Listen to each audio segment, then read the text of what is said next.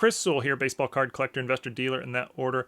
Welcome, everyone. Today I want to discuss a selling strategy that I use on eBay, and it's something I think a lot more people should be aware of and should use, as it's a great way to handle cards particularly cards you're not quite sure how to assess the value of, or cards that are hard to assess the value of. But it's also very good to make sure your inventory doesn't get stale. And if you're an eBay seller, whether a large eBay seller, a medium eBay, or even a small eBay seller, you probably are aware that, making sure your inventory doesn't get stale and is just sitting there for a long time is, something very important to manage. And stale inventory often comes from really, really rare cards that are hard to price. And I've used this example before. This is a card I'm watching. I would love to buy it. 1991 Sports Illustrated for Kids, Michelle Akers. It's a very obscure card. Like very few people out there are looking for this card. But I'm a big U.S. Women's National Team fan. I would love to buy it. It's a PSA 10. It's just a pop 4. I've never even seen another copy of this card in a 10 other than this listing. I've been watching it for 3 years. Now, the seller's asking $5,000 of best offer. That's an absurd asking price. Now, I don't have a problem with the seller trying to get $5,000 out of it. I mean, maybe there's somebody out there willing to pay $5,000. Again, it's such a rare card, so maybe the right buyer would pay that. But my issue is that it's been listed for 3 years. So at some point, clearly the price is just too high, and this is what I would call stale inventory at this point. And when you have really, really rare cards, I mean, what is this card worth? It's really hard to say. Nobody really knows. So the seller has every right to try to get as much as they can, but you don't want it to become stale. So how do you deal with that? Well, I'm going to use a couple examples from my store to sort of showcase the strategy here. Here's a card I've listed in my store: 1998 Flair Showcase Legacy Collection Row 0, Ivan Rodriguez. It's serial numbered out of 100, and it's a PSA 8.5. And there's a very popular insert from the 1990s. Hall of Fame player, sort of a low-end Hall of Famer, we'll say. Slightly weird grade. I mean, it's not a bad grade, but an 8.5 is not a super high grade either. It's the only 8.5 in existence, and there's only 8 copies graded higher by PSA. So, how do you price this card? Well, the last sale of the card in any grade was a PSA 9 back in early 2023, so 2.5 years ago, or almost 3 years ago at this point. Like, is this a credible comp? Maybe if you put this card in auction, it might go for $50. Who knows? But certainly I can get more than that out of it. But how much more? Can I get 100? Can I get 150? Can I get 200? I really don't know. Currently I have it listed for $180 and 6 cents, which I'll explain why that is later. But yeah, I'm not really sure what this card is worth or what I could potentially get out of it. Another example: 2010 Topps Heritage Mickey Mantle Bat Relic, Chase 61 Relics. This card's serial numbered out of 7. There's only 7 copies of them. It's a PSA Mint 9. Like, what is this thing worth? Well, there's no sales of the card. I could not find a sale of this card ever in any grade or raw. I currently, is this a $100 card, or $200 card, or a $400 card? It's really hard to say.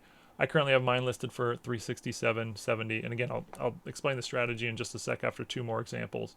Here's a 2020 Panini Zenith Z Jerseys Lamar Jackson. It's serial number out of 10 and has a gorgeous 4-color patch. What is this card worth? Well, just a random old Lamar Jackson patch card might be $10, but this one's serial numbered out of 10, so maybe it's $30. But it's got 4-color patch and a really nice 4-color patch. So does that bump it up to 40 or 50 or 100? It's really, really hard to say. And it's tough to find an example of it on eBay or anywhere where there was a sale of a very, very similar type card that you could use. So this is just a hard card to price. Is it a $50 card, an $80 card, $120 card? I'm not really sure. Currently, I have it listed at $120 or best offer. And last example, 2006 Score Select Black Terrell Owens. It's a PSA 8. The card is serial numbered out of just 6, which you don't see a lot for 20-year-old cards. So, what is this card worth? I could not find a sale of this card in ever, graded or raw. And in fact, this copy here is the only copy ever graded by PSA or any of the major grading companies. So how do you price this card? It's sort of a low-end brand, Score Select, but it's, again, serial number at a 6, and it's 20 years old, just something you'll probably never see another one of. Terrell Owens, Hall of Famer, but he's with the Eagles in the photo. That's not ideal. The card depicts him with the Cowboys. I guess that's good. PSA 8's not the best grade, but again, it's the only copy ever graded. Like, it's just too many factors, and there's no way to know what this would sell for. Is this a $50 card, or is it a $100 card? Is it way more than that? I mean, not really sure. I currently have it listed at $400 or best offer, which is a reach, I would say. But that sort of plays into the strategy, which I'll explain here. So for a card like this where you just don't know the value and it's really, there's just not a lot to go off of, this is not a card you really want to auction, because in an auction, you would kind of need two Torello and Super Collectors to see it at the same time, and who knows if that'll happen, and chances are this would just go really low in an auction. However, there's probably a Torello and collector or 2 or 3 or 5 or 10 out there who would happily pay up for this card because it's such a rare item. So in my opinion, this is something that needs to be listed by it now, and you don't want to miss out on a really high sale. Maybe there's a Torello and Super Collector really willing to pay a lot of money for it, because again, it's such a rare card. So you want to list it high in the possibility of capturing that sale, but you don't want to list it too high where it just sits there forever and becomes stale, like that Michelle Akers card. And so the strategy that I implement with actually all my inventory, but it works best for these sort of cards, I would say, is to price stuff really, really high and then lower it over time. And eBay has a fantastic tool which makes this incredibly easy. I spend about 5 minutes a week doing this, and it sort of makes sure my inventory never gets stale. And by doing it this way, I generally don't miss out on a potential high sale. So I'm just going to really briefly walk through the process, and this is my eBay store. I currently have 598 listings in my eBay store, and then at the end, I'll go into a little more detail as to why I think this strategy is so beneficial, and I feel like a lot more people should do this or something like it. So, again, I do it about once a week. I go to my inventory and I sort it by start date. So the items, and I make sure the oldest are on the top. So the items that have been in my store the longest are on top. For me, October 1 is the start date. So I don't have anything that's been in my store, without edit for more than 2 months. And for me, if something's been listed in my store for 2 months and hasn't sold, it's probably time to lower the price. So I selected an entire page. In this case, it's going to be 25 items. I actually usually do 50 at a time, but I've already done it this week, so we're just going to do 25 more for the video here. But yeah, it selects all 25 cards, or all 25 listings, the 25 oldest listings in my eBay store. And I'm not going to just reprice them. What I'm going to do is actually end the listings, and I go ahead and end the listings. And to me, that's important because it'll now, now when these get relisted, they will have a new start date. And so I can always end the 25 oldest. And you can see I now have 573 listings in my store. That's 25 less than the 598 I had just a minute ago.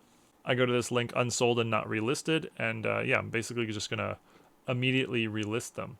And on this page, it'll already be sorted, again, sort by start date or end date in this case. And the 25 I just ended will be on top. And I can, again, just select an entire page, which is the 25 listings I just ended. Click relist, and now there's a little bit of editing to do, but these are the 25 items I just relisted. I want to change the price because they've been there for 2 months, so it's time to lower the price. So I can do bulk edit buy it now, and I can lower the price by, in this case, I'm going to go 10%.